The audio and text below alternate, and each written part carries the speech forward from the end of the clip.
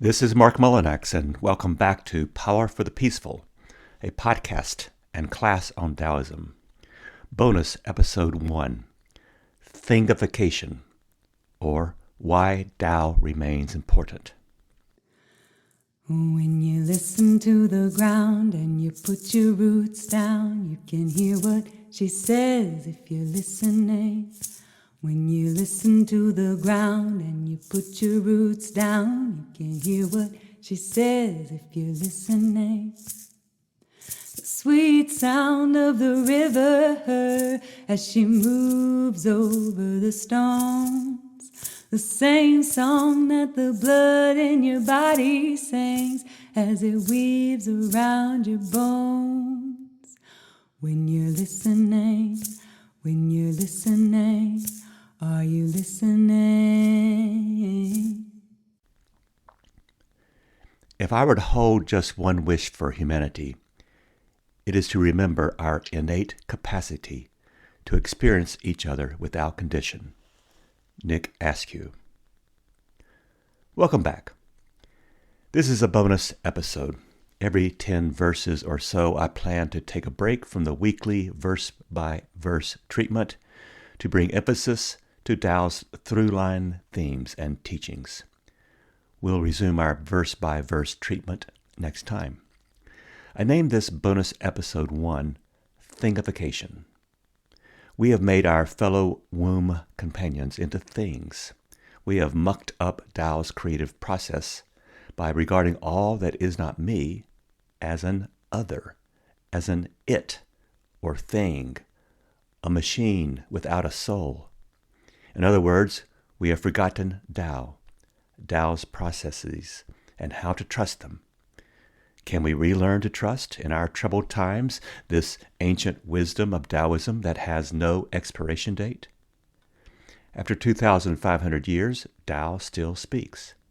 Tao Te Ching is the most translated spiritual text in world history after the New Testament. That in itself should speak volumes about Taoism's spiritual reservoir for today. Tao Te Ching text remains a lively voice and foundation for authentic living today, when so many other spiritual texts start to lose their luster. Those who live into this text and other Taoist texts, I think, grasp and perhaps live into the uttermost limits of human achievement. That is, when connected with Tao, we are most human, which is what we're meant to be. Maybe all creation is just patiently waiting for us humans to finally become the human beings we're destined to be. The earth sings to those who listen.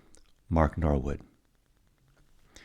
The popular reputation of Tao Te Ching is that it is a nearly indecipherable text for mystics to read and consider within the privacy of their home life.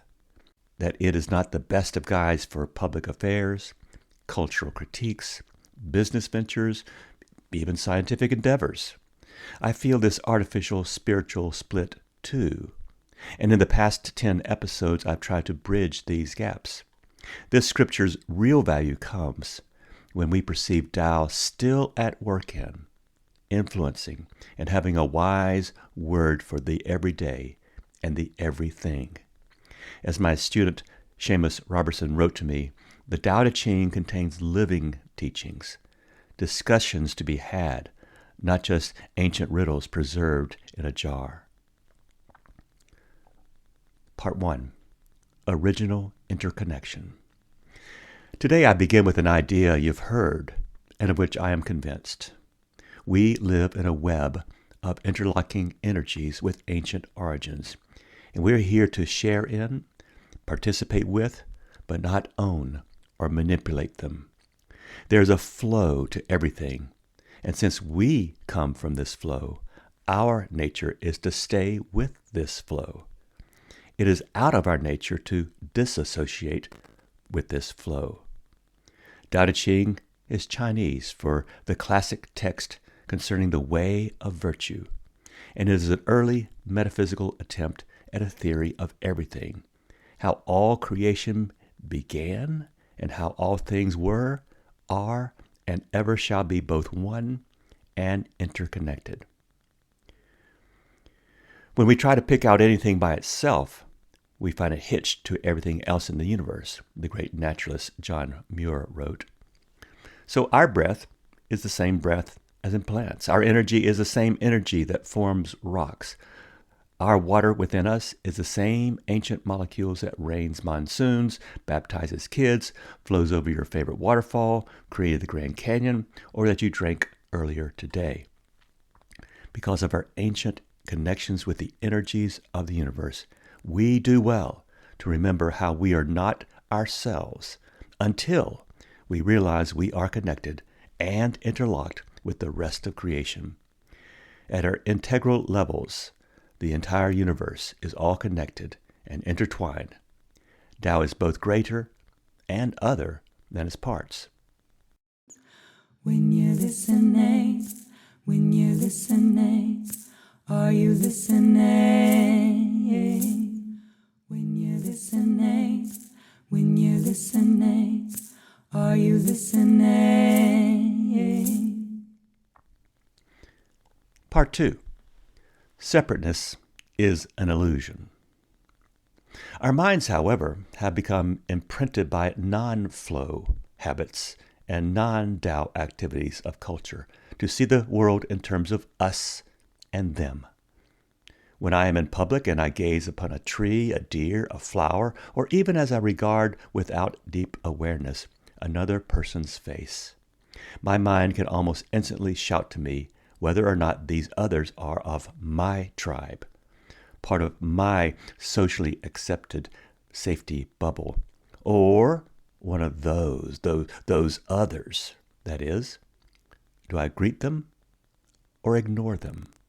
Open up or close down my emotions? Are they worthy of my compassion, or can I safely pass them by? This unconscious bias, taught to me by my culture, happens before my first conscious thought. And I and you and we make the excuse, well, we just can't help it. And I realize that some of you feel that evolution has taught us this. You may feel that our very survival has hinged upon our ability to mistrust the new and the other for the harm they might do us. Maybe so. Maybe not. But I ask, did we emerge out of the womb like this mistrustful, or were we taught? Taoism holds that originally and still today, we emerge from a flow of creation from Tao's womb. No particle better than, higher than, worse than, lower than, or even other than any other particle. Each particle serves as a messenger and ambassador to each other, to surround and accompany each other in our common destiny. Every particle's mission is to flow like water, undammed, unblocked, to bring cleansing and life to every other particle. For we all need a little help, an occasional grace, and every day we depend on other particles for our food, shelter, health. And here's a thought. One day, our bodies will become the culinary delight of other particles as we change our shapes and energies in the flow to merge with other particles. There is no I. There is no we, no ours, no I, my, me, mine. Pull the camera back, and it's always us, merged into everyone, everything, every particle. It is as arrogant as it is foolish to regard ourselves as standalones, as the pinnacle of some pyramid of the created order. It is ego, personal, family, historic, tribe, national. It is ego that rises to make of itself some almighty exception to our original oneness. Forms of this ego will inform us how I, or we, or us deserve this standalone exception and privilege, like we deserve our exceptionality. But this separateness leads to illusion, to violences spawned by alleged purities of race, blood, or desires, and that my cause, my purpose is noble, righteous, and of God. So we willy-nilly pollute, discriminate, contaminate, live apart, and because we feel we can live alone and not alongside, we get lonely, isolated, secluded, remote. When we go too far with ego, as verse 9 warns, we discover we have damaged or killed off those who could help us. It's like we discover some Amazon botanical medical cure, only to realize that we've already burned away the places where that cure thrives. Part 3. Thingification. Do we today see all nature as alive, speaking and listening, vibrant, and every particle of it with a common and intertwining existence and destiny? In the cultural West, we are heirs to European-based philosophies, cultures, and religions that enable, if not encourage, the human ego to regard the human being as the top of a pyramid of creation. And as one descends down the pyramid, the less alive or important things are said to be. So, of course, all animals are below us. And here's a test. Do we even consider ourselves on the level of animal? A few animals we make as pets, but the rest we separate in inhumane ways to be our meat, entertainment, and always less than human. Below them, plants, dead. Rocks, dead. Our mountains, no longer sacred, but places on which to build trophy houses from devalued forest products. To undergird this separation from nature, we practice forgetfulness every day. Sadly, we have had a powerful myth, one supported by a religious and many philosophical texts, a powerful myth of human separation that helps keep this world of things distanced and forgotten. It accompanies us still. In the Hebrew scriptures, just after God has declared that humans are made in God's image, we are then given tasks while on earth. In English, the phrasing of Genesis 1:28 goes like this in the resonance and authority of the King James Version. And God blessed them, and God said unto them, Be fruitful, and multiply, and replenish the earth, and subdue it, and have dominion over the fish of the sea, and over the fowl of the air, and over every living thing that moveth upon the earth. The words have dominion are the Hebrew verb radah. Traditional translations of radah convey the quite incorrect idea that God has established a creation community of unequals, humans, and only some humans, not all, on one hand, and the rest of creation on the other. However, this verb radah also means to go downstairs and not stay upstairs. That is, walk among our neighboring creation as an equal, to caretake for creation as we imagine how God descends to caretake for us. But translators of Genesis to this day choose words which shore up hierarchical understandings of radah as have dominion, which gets translated in various Bibles as subdue, reign over, rule over, be in charge of, dominate, be masters of, to lord against, control, and subjugate. So this badly interpreted scripture, written and translated ever by the most privileged of human beings, has falsely elevated people as lords over a subordinate creation of non-equals that we are told by divine command to rule over. But don't worry, we're told, it's a dead creation. Behold how a victimless worldview can be devised by and for a privileged few. If you want to study the social and political history of modern nations, study hell. Thomas Merton. When you're listening, are you listening? When you're listening, are you listening? Let me be clear. In the Taoist worldview, all views of the world shot through with inequality and domination even with the faintest whiff of hierarchy, are desire-driven mockeries and counterfeit imitations of what Tao teaches. Tao's womb and processes remain our true source and destiny, which is original peace and original goodness of all creation. But we forget and start dealing out these myths, how the original blueprint of the universe calls for separation, hierarchies. When that happens, prepare for trouble, strife, violence, chaos. Remember in verse 6 we talked about how if you begin to button your shirt wrong and continue doing it wrong, nothing goes right. Our worldviews of hierarchy and dominion keep us out of step from the peace of wild and spontaneous creation. These views create only misery for everything that is not human, whether animal, vegetable, or mineral. This is the spiritual origin of separation and thingification. But it gets worse. Other worldviews and philosophies contribute to our views of a divided and separated creation. Early Mesopotamians, their worldviews portrayed the human task was to claim our divine right to tame the, quote, monstrous chaos, unquote, of nature. Ancient Greeks believed similarly. Plato and Aristotle taught the resources of nature are solely for the use and advancement of humankind. The European Enlightenment, based upon Greek philosophical ideas, used the phrase ascent of man over the very capital N nature that produced humans in the first place.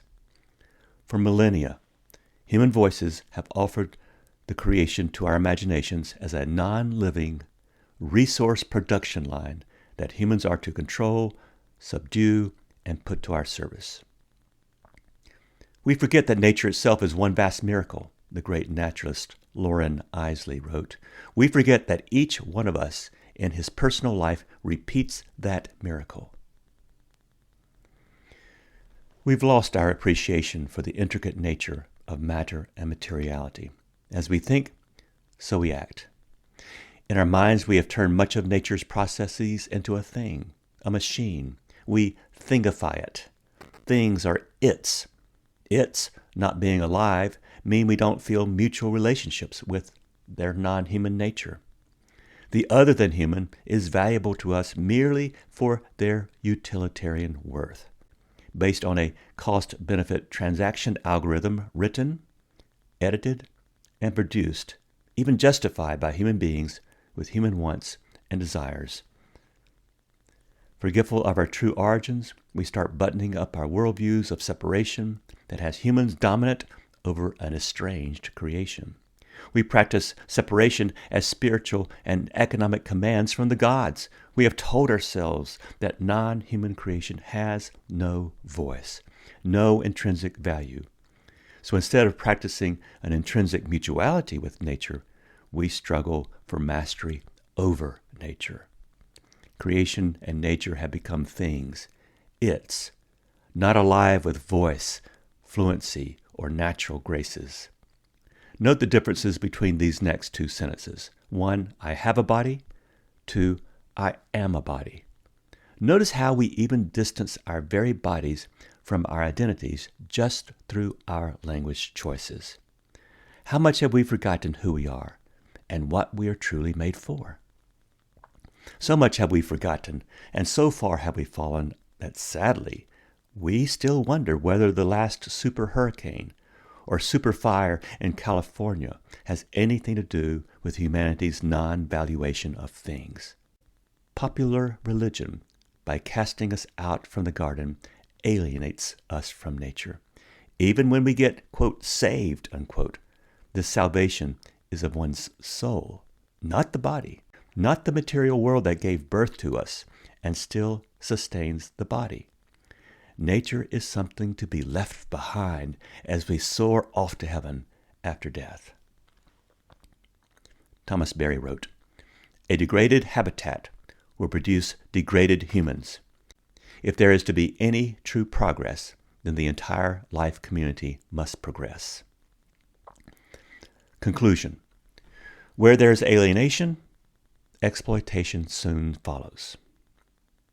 If we human beings have cooperated in one thing, it has been to fabricate stories and myths about our inherent superiority, where we inhabit a top-of-the-pyramid artificial viewing stand for the rest of creation.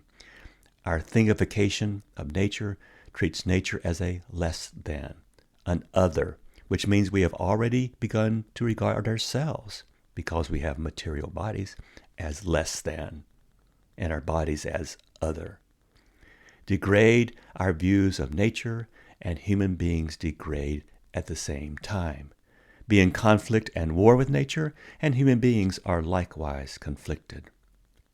An honest question: is the human being a dangerous or even viable creature on this planet? With the phrase dominion over drilled into our training, our consciousness, our worldviews, we live in a world that we feel can be bought, owned, sold, divided, drilled, developed, and exploited. No one questions anymore our myths of turning creation into a thing, an it. This unquestioned narrative is our story, I'm afraid. Can we restory it and restore sanity to our consciousness? Let me acknowledge that the maker of this podcast rests, lives, and makes his living upon exploited land. I was born into oppressive structures of hierarchy and dominion that were already in place before I was born. These structures camouflage my connections with flow and Tao. How do I learn to be fluent in these unheard languages? Or let me ask this a different way. How do I regard and cherish my privileged life in a way that doesn't suck up all the air so that the rest of creation cannot breathe? Today, one could not ask for a better wisdom source than Tao for living wisely in these days of climate change, conflict situations, racism, non-egalitarian cultures. Taoism teaches how everything is connected across time, across species, matter, and space, and therefore justice, peace, and interrelationship with every particle of creation are not just our primordial states, but are baked into the original blueprints of the universe. Peace and justice are not just ends in themselves, but are the very processes of life, installed by a spontaneous nature that does not play favorites. Simply put, the disharmonies and injustices in our world are not original, but are artificial, false projections underwritten by our unexamined myths, leading to unmanaged desires to promote, compete, become number one, remain great, and most sadly, to regard ourselves as unconnected with others and this universe that evolved us.